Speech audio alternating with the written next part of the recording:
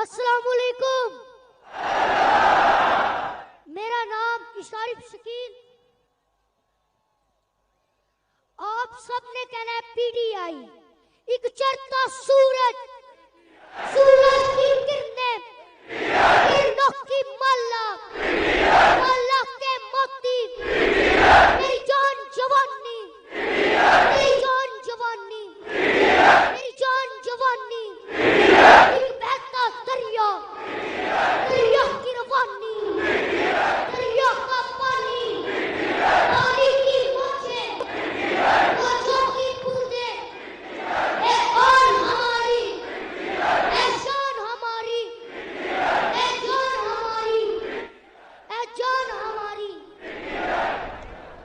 मरियम बनोगे, मरियम बनोगे, बिलावल बनोगे, हमजा बनोगे, शेफास बनोगे, डीजल बनोगे, बेकारी बनोगे, गुलाम बनोगे, इमरान बनोगे, इमरान बनोगे, कप्तान बनोगे।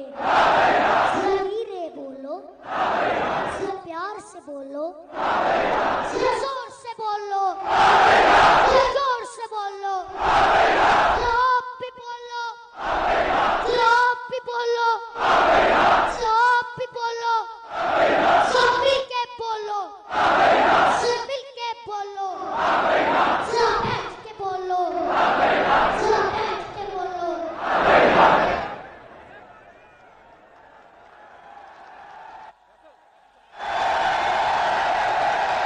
माशाल्लाह माशाल्लाह भाई, आपने तो मेरी जगह ले ली।